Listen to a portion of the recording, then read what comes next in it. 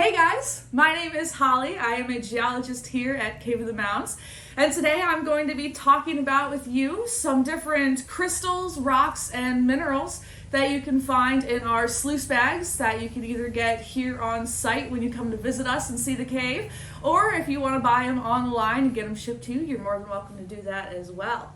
But in order to start us off today, we are going to begin talking about one of my favorite crystals, and that's going to be clear quartz. Clear quartz is, as you can see, perfectly clear and colorless all throughout the crystal, and it's got that really classic pointed crystal structure that we're really familiar with. So it has all these nice smooth flat sides, and these all form totally naturally. These aren't carved or polished in any way. Clear quartz is very neat because this is actually one of the most common minerals that you can find throughout the Earth's crust. And if you've ever touched sand or held sand in your hands, you are more than likely touching pure clear quartz. This is the most common type of sand that we have all throughout the world, with the exception of places like Hawaii, where the Hawaiian Islands are made out of volcanic material. Quartz comes in many different colors. This one is, of course, perfectly clear inside, but when you add more minerals or different minerals or elements to them, you can get a whole array of colors. For instance, one we're probably super familiar with is this really lovely deep purple color. This is something known as amethyst. Amethyst is a type of quartz that has iron inside of it. That iron has been exposed to radiation in the ground and irradiated the iron out and caused this really lovely purple hue. And many of us are, of course, familiar with amethyst because this is actually the birthstone for the month of February. So you can see it throughout tons of stores and jewelry stores, buying it as rings or necklaces, really nice gifts. Now, this isn't the only color that quartz comes in, although it's probably the most common color that we see. You can also get some really nice variations of pink, and this is known as rose quartz. Rose quartz comes in a ton of different hues of the color pink, ranging anywhere from this milky, opaque pink color that's almost barely there to a really, really deep, dark fuchsia pink. This is more often than not found in chunks rather than the classic crystal shape, but occasionally it does come in those nice faceted crystals, and those ones are worth quite a bit of money. Other varieties of quartz can come in that same kind of opaque color, but then you get this kind of greenish blue tint to it. This is something known as Aventurine. This is a little bit hard to see on the camera because you guys are so far away, but in polished Aventurine, you can actually see this really nice kind of glittery effect known as aventurescence, named for the color. And that glitter is known very well inside of this rock, and also something known as goldstone, which is a manufactured gem, but it shows that really shiny crystalline kind of glitter effect super, super well. So I recommend looking up goldstone as well if you haven't seen it already.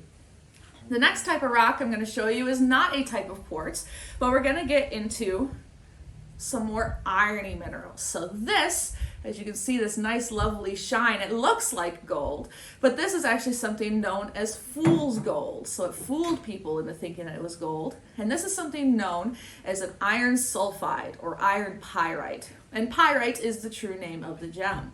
You can see it has this really lovely kind of brassy color to it, which is what tricked most people into thinking that it was gold.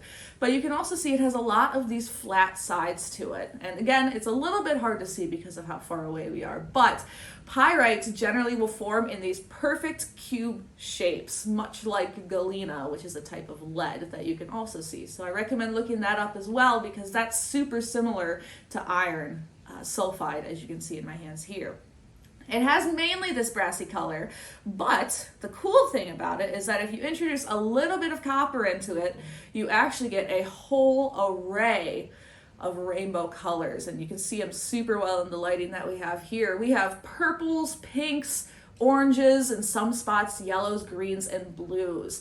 This is something known as chalcopyrites, or occasionally it's called peacock ore. And the reason why is fairly obvious. We have the same kind of coloration as a peacock feather and this lovely iridescence that you see throughout. That one's one of my favorites. Now, we have a ton more over here as well. I'm going to move to the back here because in the theme of color, we have this lovely, lovely deep blue. And a lot of people, when they see us, they think it's something called lapis lazuli. And in fact, they're very similar for this coloration, where we have this lovely deep blue color, and then we have all of these white striations found throughout. This is not lapis. It is in fact something called sodalite. It's mainly a sodium-based mineral, so really similar to just the salts that you have on your tables at home. But this stuff is found pretty commonly in metamorphic or hydrothermal areas. And this blue color gets anywhere from the kind of light, almost semi-transparent color that you see here to a super, super deep and dark color that rivals lapis lazuli, in my opinion. Those of us from Illinois, we may be familiar with this next rock. This is a crystal known as fluorite. This is the state mineral of Illinois. And you can see we have this really lovely purpley pink color all through the top, and then this lovely green color sitting on the bottom here. Fluorite is super cool because it comes in these really cool crystals. They form in kind of these tetrahedrons where they look a little bit like a diamond shape. But that's their natural formation. You can see it almost a little bit here, how we have these kind of square sides on it. Fluorite's super cool because if you put a black light over this, an ultraviolet light, this will actually fluoresce underneath it. It will glow a really, really neat bluish purple color underneath those. So if you have one at home, I definitely recommend shining that over any of these rocks, but this one is going to give you the most brilliant glow to it. A couple other rocks, moving away from the crystals, we have a few really, really cool things. The first one I want to introduce you to is a rock that you can see all throughout the Cave of the Mounds property. And in fact, this is what the cave is made out of. This is a rock known as limestone. Limestone is a sedimentary rock, so it's one of the three main rock types. And this actually forms at the bottom of the ocean. So back 488 million years ago, when we had the Ordovician Sea in this area, and it was a tropical shallow sea, that sea floor was compacting down and it became the chemical sedimentary rock known as limestone that I'm holding here. This usually has fossils in it, and in fact, if I turn it around here, you can see we have a really lovely fossil sticking out of it here as well. This is most likely either a cephalopod or a rugose coral. But fossils are found really commonly throughout this rock. It's a super good container for them, but it also really often contains quartz in it as well. So if you have a piece of limestone and you kind of shine it in the light, you may see the telltale shimmer of little tiny pieces of quartz that you can see within it. Something really similar to both limestone and quartz is something you can see in the prairie gardens that we have on the property here, and that's something known as chert. Chert is also known as flint, and this is something that you can use to make fires. You can strike it and you'll cause a spark. That is a really good way of identifying if something's chert. So for one, it'll have that really nice smooth texture to it. You can see here where my finger is that it's very, very smooth and almost shiny. But if you strike it against another rock, it'll actually smell like matches or gunpowder. So you can tell really easily by scent. And that's super uncommon with rocks. You don't usually get smelly rocks. But this one and sulfur have that telltale smell that'll tell you exactly what they are. Chert is super common in this area. We have it all kind of on top of the sandstone and limestone layers. And this rock is actually what a lot of indigenous people in this area during their time would use to make different tools. Things like hand hammers, spear points, and arrowheads can be found throughout the area made out of this material. So I like that one a lot for that reason. Another thing related to the cave is another kind of type of crystal mineral, and that's something here called calcite. If you've been in our cave already, you've seen this all over the place. This is what all of our lovely formations, our stalagmites and our stalactites are made out of down inside the cave. So we see here that it has this really nice kind of light yellowish, kind of orangish color. In the cave, you saw a huge variety ranging anywhere from browns and reds to deep blues and light purples. So they can have a huge variety in the coloration that they get. Some calcite is even a really, really bright saturated orange or a super, super pretty mint green color. So this is a super cool mineral as well because it's, again, found really commonly alongside limestone and within caves like what you guys see here. The last couple of rocks are a little bit different from the ones that we've already been looking at because they're not really crystals, but they're also a different type altogether. So we've been mostly looking at regular minerals, and we've seen a couple sedimentary rocks like limestone and chert. The next rock I'm going to pick up is an igneous rock. So this rock has been formed with volcanic activity. So this has something to do with the eruption of volcanoes. This is something known as scoria. And you can actually see this really commonly. It's sometimes just called lava rock, and it's used to kind of decorate gardens that you might see walking around your towns or cities.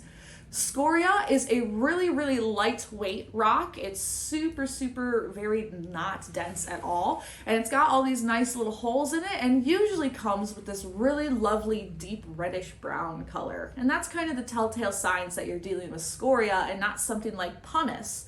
Pumice is also an igneous rock, and it's very similar to scoria, but it's always going to have that kind of grayish, blackish, almost sometimes brown color. Scoria will almost always have this deep red that we see here.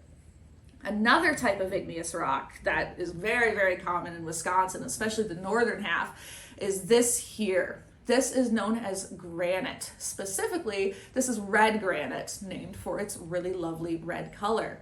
Now, I did say that these last couple rocks weren't really crystals, but this one is the exception because this is filled with a bunch of really large crystals that you can see here. This is filled basically with three main minerals that you can see throughout it. The light white and kind of clear color that you see throughout is quartz. So we once again have the lovely crystalline quartz that we saw before, now in these really tiny, small specks throughout this rock here. We also have the black and gray color of mica. And mica is another mineral that you won't see in our sluice bags because it's actually too fragile to put in there. It forms in these basically just sheets of paper that are super thin and delicate. So you can see it a lot, but not in the bags that you're going to be seeing today, except for in this rock here. So that's what makes this one really cool. The third mineral that you're seeing throughout is something known as feldspar. And that is giving it all this really nice red and sometimes pink color that you see throughout the whole rock. That gives it its name. The last rock we're going to talk about is going to be the third and final type of rock. And this is a metamorphic rock. This is something known as quartzite. Specifically, this is Baraboo quartzite. And I know it's Baraboo quartzite because it has the really classic telltale purpley red color all throughout the rock. And if you've ever been to the Devil's Lake or Devil's Doorway area up by Baraboo, you've seen this rock all throughout that spot. Now, quartzite is really cool because this is essentially those sandstone grains of quartz, which is where it gets its name, quartz and quartzite. So it's that sandstone made of quartz that's been pressed down, heated, and tons of pressure and time created this really rough but super hard and strong material that you see in this rock. You'll often see it with a lot of white striations crawling throughout it, and those are basically pure crystalline quartz that just exist throughout the rock and didn't get super compressed into it itself. But this one's cool because it's essentially just sandstone that's just been pressurized and put down over time and created this super hard and nice rock that you can actually see on countertops sometimes. So if you're lucky enough to get to choose your counters in the future, picking this one would be really cool because purple countertops would be quite neat in my opinion. That's going to be the majority of the rocks that you find in our bags. There is a chance that you find one that wasn't listed here. And for those ones, I recommend checking out the list that we have available on our website. You can click through and read about all different types of rocks, not just ones that you can find at Cave of the Mounds, just ones that you can find throughout the whole world. I hope you guys enjoyed this video. I hope you found it educational. If you have any questions, feel free to reach out to us. We'd be more than happy to help.